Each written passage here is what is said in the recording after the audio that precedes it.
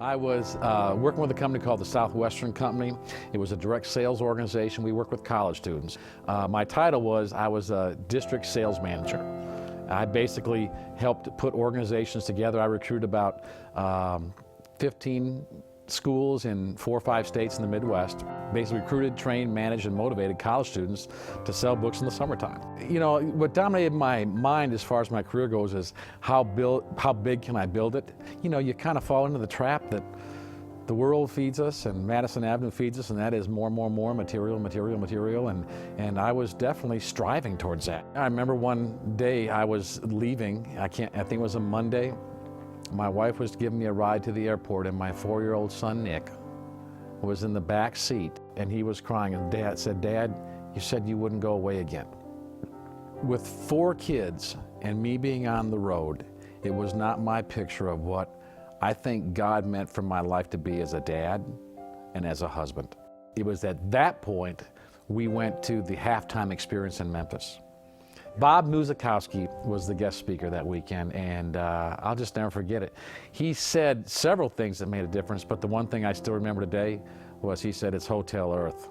And that is, I'm not here forever. You know, I better do something with the time I've got. There are over 163 million orphans in the world today.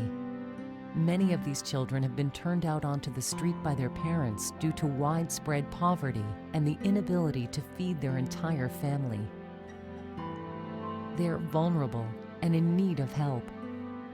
Without assistance, a large number are suspect to AIDS, HIV, trafficking, prostitution, and even slavery. Both Hands Foundation, a nonprofit organization based in Brentwood, Tennessee, is dedicated to ending this cycle by putting a child back in a family and to put him or her on the road to success and recovery. The inspiration for Both Hands came as a result of a letter a friend of mine wrote to me. I was doing a fundraiser, and it was one of those fundraisers where it's a golf fundraiser where you mail letters out to people and you ask them to sponsor you while you golf. And I mailed a whole bunch of letters out to all my friends, and one of my friends mailed my letter back to me, and he had scribbled on it. He said, "JT, if you told me you were working on a widow's house, I might sponsor you, but you're just golfing. Nice cause, but not my money." And it kind of hurt a little bit when I first got it, but I called him the next day and we talked about it, and you know, I laughed about it and everything, but the idea just never left me. Whenever I saw a fundraiser, like something going on, I always asked myself, I wonder if they're working on a widow's house and the people were sponsored with that work. It was about 3 years later, a friend of mine came up to me, and I hadn't seen him in a couple months. I said, "What's new?" And he said, "Well, I'm adopting 4 kids from Moldova." And I said, "Wow, that's going to be expensive, isn't it?" And he said, "Yeah." He said, "That's going to cost about $60,000 or $70,000. And I asked him, I said, "Have you got any idea how you're going to pay for that?" And he said, "No." And I said, "I got an idea." And you know, we got together next Saturday, and 2 hours later, we emerged with a plan. So long story short, we got about 13 guys. We all mailed letters out to everyone we knew. For J.T. Olson, helping orphans and widows has been a personal mission. It all started when he was a young child growing up in the Midwest. 1969, when I was in 7th grade. We lived on a farm in Iowa. And my mom and dad, they had 5 kids. I remember one weekend in particular, they had gone away to celebrate their 16th wedding anniversary. And you know, all of us kids were kind of farmed out to different families and everything. And I remember coming back on a Saturday night, we were all kind of coming in, and I'd spent that day at a friend's house with my brother. We were playing in the barnyard, so I was kind of dirty. I had to go down into the basement. My brother went in the front door, and I went down into the basement. I can remember so clearly sitting down and unlacing my boots. I was bending over, and my brother came walking down the basement stairs. And I was excited. I looked up at him and said, "Are Mom and Dad home?" And he looked at me and he said, "Mom and Dad are dead." And I thought, "What?" And he said, "Mom and Dad are dead. They were killed in a car accident an hour ago." So I know what it feels like to be an orphan. I know what it feels like to have everything that you hold important, the things that kind of keep you tethered in life, kind of snipped, and you feel like floating. I know what it's like to have the feeling of wondering who's going to take care of us.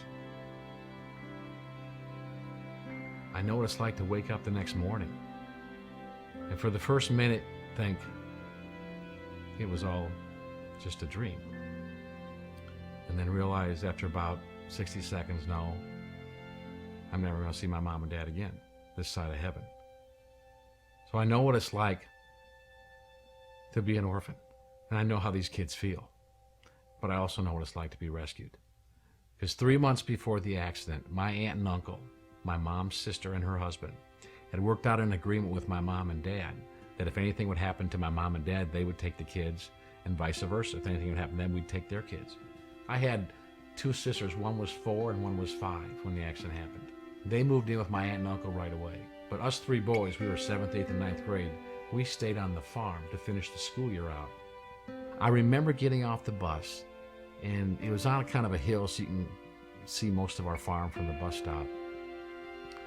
I got off the bus and I looked in our fields, and there were all our neighbors with their tractors and their plows and their discs and their planters. They were planting our crops. So I know what it's like to have your feet washed. You know, I know what it's like to be blessed. And I know what it's like to be taken care of. And what I love about Both Hands, it gives people a chance to take care of people who need it. You rescue the orphan, but you also serve the widow. And I think what's interesting is my father had a sister who also moved in after the accident. She moved in on the farm. She was a widow. So you have the widow taking care of the orphans. And it's pretty neat when you think about it. Fast forward to 2003.